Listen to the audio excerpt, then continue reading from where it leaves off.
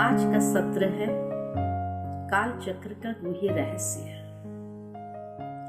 समय का चक्र कैसे फिरता है। इस संसार में हर चीज चक्र में ही चलती है। दिन और रात का चक्र है, ऋतुओं का चक्र है, मनुष्य जन्म पुनर्जन्म का चक्र है। कुदरत की साइकिल को देखा जाए तो पानी वेपोरेट होता है, बादल बनते हैं, वो बादल बरसते हैं, फिर वो पानी नदियों के द्वारा समंदर में आकर मिल जाता है।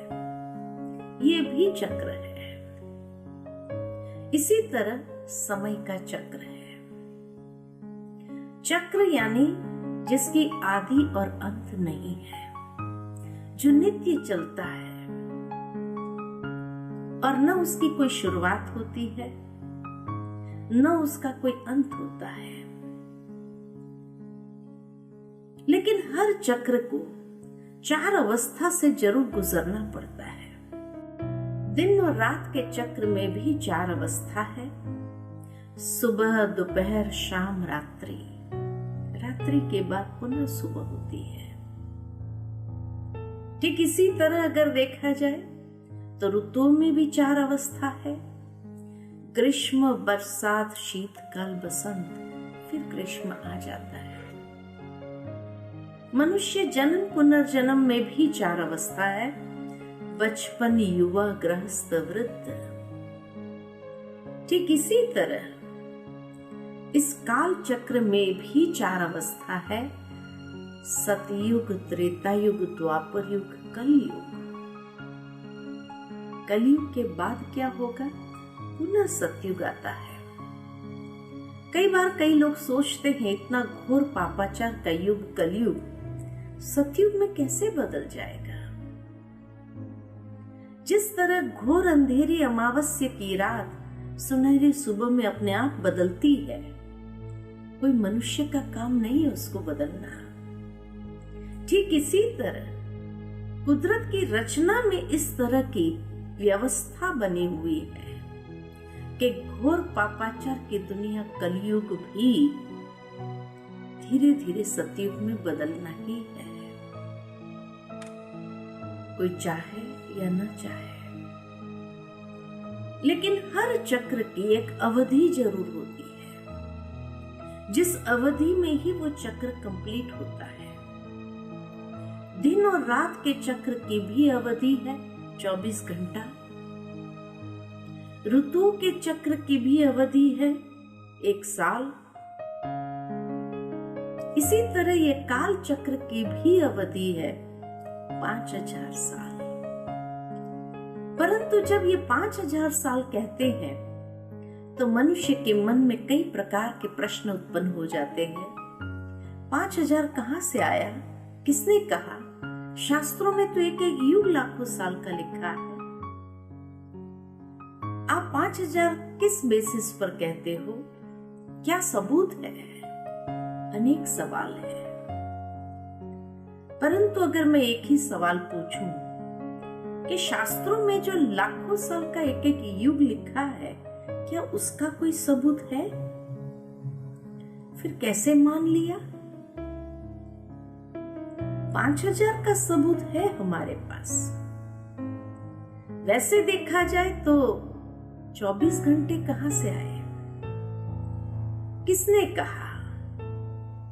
जिसने भी कैलकुलेट किया, 60 सेकंड की 1 मिनट बनाई, 60 मिनट का 1 घंटा बनाया और इस तरह से 24 घंटे में ये दिन और रात के चक्र को बांट दिया। लेकिन अगर 100 सेकंड की 1 मिनट बनाते थे तो नहीं चलता था। 100 मिनट का 1 घंटा बनाते थे तो नहीं चलता था, घंटे कम हो जाते थे। दिन और रात का चक्र तो उतना ही रहना था, चाहे उसको 60 सेकंड में बांटो या 100 सेकंड में बांटो, वो तो कम जास्ती होने वाला नहीं था। जिस तरह मनुष्य ने अपनी व्यवस्था 24 घंटे के हिसाब से दिन की सेट कर ली है, ऐसे अगर 100 सेकंड के 1 मिनट और 100 मिनट का 1 घंटा बनाते थे, तो उसमें भी वो दिन की व्यवस्था तो सेट होनी ही थी, क्योंकि दिन और रात का चक्र कम जास्ती नहीं हो रहा है। लेकिन कभी हमने सबूत नहीं मांगा कि ये 60 सेकंड कहां से आए, या किस बेसिस पर कैलकुलेट किया गया, क्या सबूत है? नहीं, संसार में कुछ चीजें ऐसी होती है जिसका सबूत नहीं होता है, उसको स्वीकार करना होता है और अपने जीवन को उसी अनुसार ढाल दिया। ठीक इसी प्रकार अगर देखा जाए तो ऋतुओं का चक्र है 1 साल का, और साल में कितने दिन होते हैं? 365 दिन। किसने कहा? मॉडर्न साइंस ने कहा कि पृथ्वी को चक्र लगाने में 365 दिन लगते हैं, और हमने स्वीकार कर लिया। कभी कोई सबूत मांगा? नहीं। और 12 मास का कैलेंडर बन गया, जिसको सारे संसार ने स्वीकार किया, और उसी से ही अपनी जीवन की व्यवस्था को सेट कर लिया। ठीक इसी प्रकार हिंदू कैलेंडर को अगर देखा जाए तो हिंदू कैलेंडर भी एक साइंस पर बना है, और उस जमाने का साइंस कि जब भारत ने विश्व को 0 दिया था कैलकुलेट करने के लिए, तब मॉडर्न साइंस भी विकसित हुआ। और हिंदू कैलेंडर के हिसाब से अगर देखा जाए तो साल में कितने दिन होते हैं? 354 दिन। अब 354 दिन सही है या 365 दिन सही है? क्योंकि हिंदू कैलेंडर के हिसाब से भी अमावस्या और पूर्णमासी जब आती है तो पूरा समंदर का पानी उछलता है, इतना एक्यूरेट है। लेकिन फिर भी दुनिया ने मान्यता किसको दी? अंग्रेजी कैलेंडर को। भारतवासियों ने दोनों कैलेंडर को मान्यता देके रखी है। दुनिया का कारोबार अंग्रेजी कैलेंडर पर, और अपना त्योहार, मुहूर्त, जो कुछ निकालना है हिंदू कैलेंडर के ऊपर।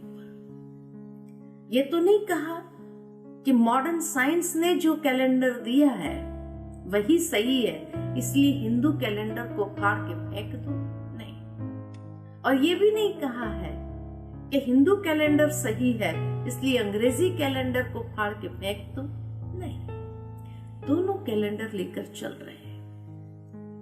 कौन सा सही है मालूम नहीं। सबूत मांगा कभी? नहीं, स्वीकार कर लिया।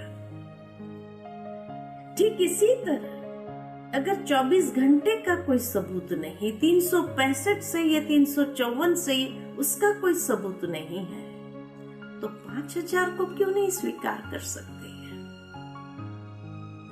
वैसे 5000 का सबूत है। हिंदू संस्कृति के हिसाब से अगर देखा जाए तो महाभारत युद्ध को हुए कितने साल? 5000 साल दिखाते हैं। और उसी महाभारत के अंतिम पर्व में ये बात आती है कि जब घर घर में महाभारत हो जाए तब समझना महाभारत काल पुनः आ गया। और आज वर्तमान समय में क्या चल रहा है? घर घर में महाभारत चल रहा है।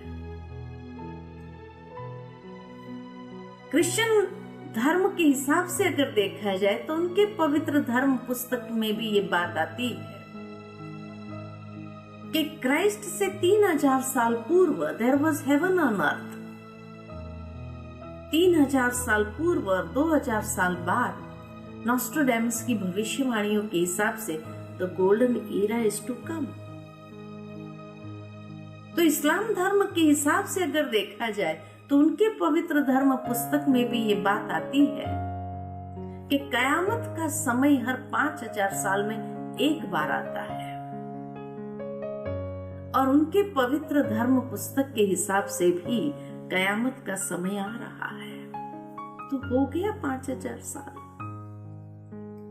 मायन कैलेंडर को अगर देखा जाए तो उसमें भी उनका समय का चक्र 5000 साल का ही है। तो 5000 साल की बात हर धर्म में की गई है। लाखों साल का एक एक युग ये किसी धर्म में नहीं कहा गया है। अब ये 5000 साल का चक्र किस तरह चलता है, तो उसको एक स्वास्तिका के रूप में दर्शाया गया है। स्वास्तिका के 4 भाग एक सरीखे हैं, अर्थात ये 5000 साल का जो चक्र है उसको अगर 4 भाग में बांटा जाए, सतयुग, त्रेता युग, द्वापर युग, कलयुग, तो हर युग 1250 साल का है। और उस 1250 साल का एक एक युग के हिसाब से हर आत्मा अपना पात्र निभाती है। ये स्वास्तिका अर्थात स्वास्तिका शब्द संस्कृत के सुअस्ति शब्द से आया है। सुअस्ति यानी सु यानी शुभ, अस्ति यानी जो है, जो सदा ही शुभ है। इसीलिए कोई भी शुभ कार्य करना होता है तो स्वास्तिका निकालते हैं कि ये घड़ी भी शुभ है, हर घड़ी शुभ है। तभी गीता के महावाक्य में ये बात कही हुई है कि हे अर्जुन, जो हुआ वो भी अच्छा, जो हो रहा है वो भी अच्छा, और जो होने वाला है वो भी बहुत अच्छा। यानी तीनों काल अच्छे हैं। जो बीत चुका, जो चल रहा है और जो आने वाला है, बुरा इस संसार में कुछ है ही नहीं। ये घड़ी भी शुभ है।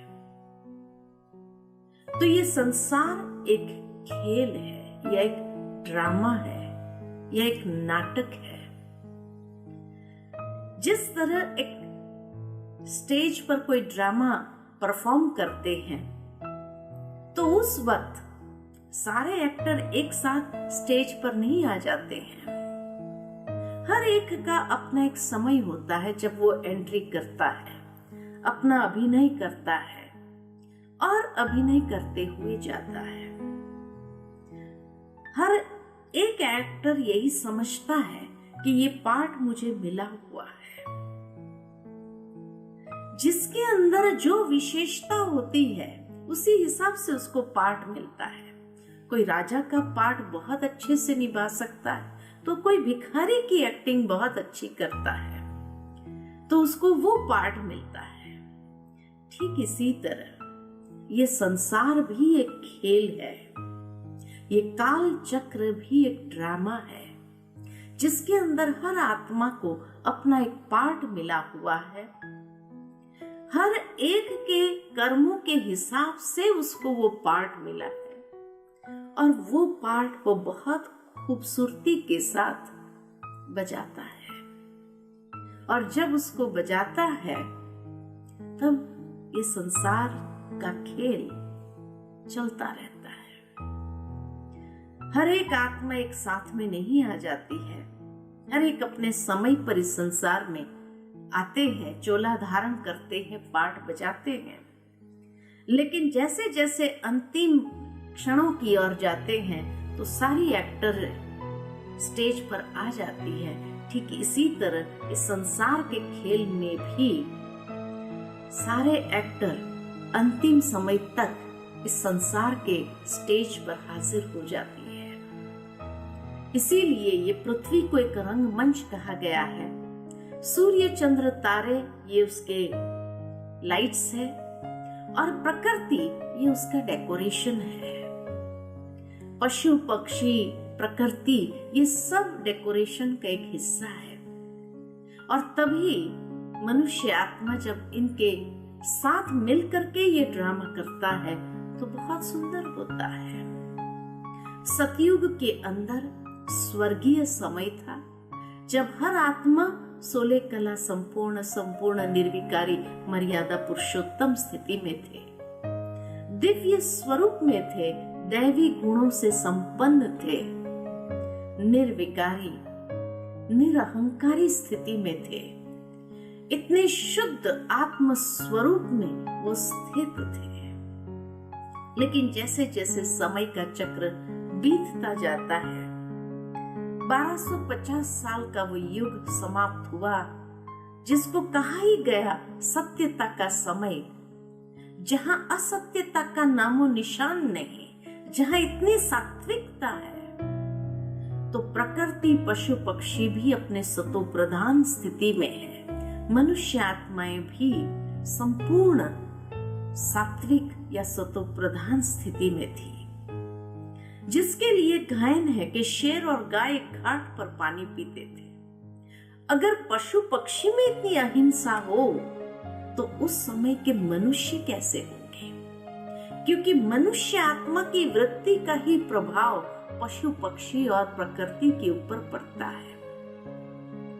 तो धीरे धीरे सृष्टि नाटक का दूसरा भाग आया, जिसको कहा त्रेता। त्रेता यानी जहां थोड़ी त्रुटि आई उस सत्यता में, लेकिन कोई ज्यादा अंतर नहीं पड़ा। 16 कला से 14 कलाधारी बने, जहां पर श्री राम राज्य था, अर्थात के वहां पर भी सुख शांति या सुखी था राजा, सुखी थी प्रजा, सुखी था सारा संसार। लेकिन जैसे जैसे समय का चक्र और आगे बढ़ता गया, स्वास्तिका का हाथ राइट हैंड साइड से लेफ्ट हैंड साइड की ओर मुड़ गया और यहाँ स्वर्गीय समय समाप्त होता है और द्वापर युग आरंभ होता है। द्वापर जहाँ से 2 पुर आरंभ हुए, यानी सत्यता यहाँ समाप्त हुई, एकता यहाँ समाप्त हुई और 2 पुर आरंभ होते हैं। सत्य के साथ असत्य मिक्स होने लगता है। आधा समय बीत गया तो मनुष्य आत्माओं में भी 16 कला से 8 कलाधारी बन गए। इसी युग के अंदर कई धर्म पिताएं संसार में आते हैं, जो अपने अपने धर्म की स्थापना करते हैं। सतयुग त्रेता में एक ही धर्म चलता है, एक राज, एक मत, एक भाषा, ऐसी एकता की दुनिया थी, जहां एक ही धर्म आदि सनातन देवी देवता धर्म था। परंतु जैसे द्वापर युग आए तो अनेक धर्म पिताएं आकर के अपने अपने धर्म की स्थापना करते हैं। इब्राहिम आते हैं सर्वप्रथम, जो इस्लाम धर्म की स्थापना करते हैं। बौद्ध आते हैं जो बौद्ध धर्म की स्थापना करते हैं, और क्राइस्ट आते हैं जो क्रिश्चियन धर्म की स्थापना करते हैं, और मनुष्य आत्मा को जीवन की वास्तविकता का परिचय कराना चाहते हैं।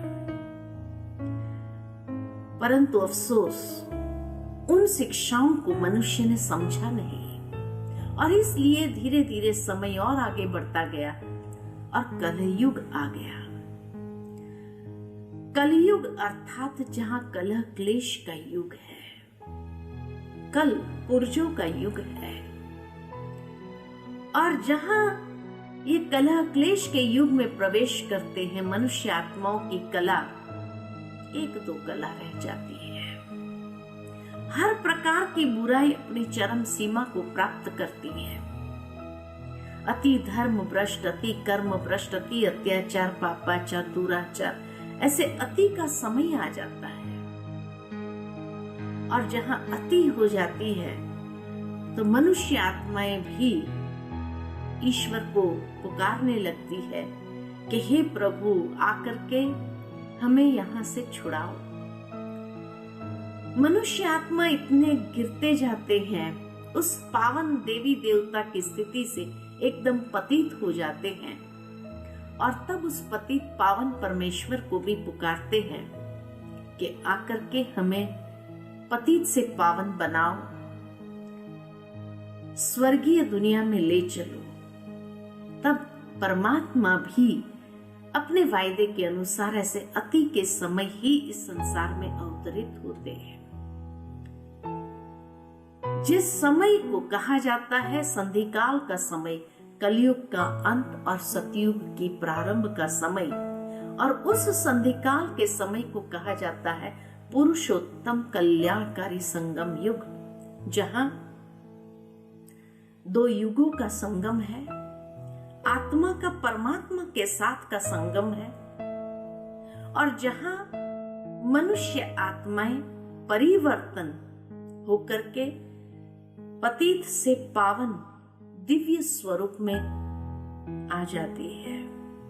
इस कलयुग के अंतिम समय को ही कहा जाता है पुरुषोत्तम युग, जहां आत्मा पुरुष उत्तम पुरुष बनने के विधि को समझती है, ज्ञान प्राप्त करती है उस ज्ञान सागर से, और जीवन के अंदर जो कमजोरियां हैं, अवगुण है, उसको मिटा करके अपने जीवन को परिवर्तन करती है, आत्म शुद्धिकरण करती है, और आत्म शुद्धिकरण करके उस संसार में, उस दिव्य लोक में प्रवेश प्राप्त करती है। तो संसार के अंदर परिवर्तन होता आया है सतयुग से लेकर के कलयुग तक। अब ये परिवर्तन उत्थान उन्मुख होता है, जहां समय का चक्र भी उत्थान उन्मुख परिवर्तन की ओर होता है। युग का परिवर्तन, काल का परिवर्तन, आत्माओं का परिवर्तन, और इस तरह समय का जैसे ही परिवर्तन होता है, आत्मा संपूर्णता को प्राप्त करती है, तो हर आत्मा इस शरीर रूपी चोले को छोड़ करके परमधाम जाती है, और फिर परमधाम से इस संसार में अवतरित होती है, जिसको सतयुग कहा जाता है। और इस तरह ये संसार का खेल, नाटक चलता रहता है। तो अभी आइए हम भी अपने जीवन के अंदर समय के साथ परिवर्तन करें, क्योंकि अगर अब नहीं किया तो कब नहीं कर पाएंगे, और फिर अंतिम समय कहीं पश्चाताप न करना पड़े कि हमें तो परिचय मिला था फिर भी हम कर नहीं पाए, अब नहीं तो कब नहीं।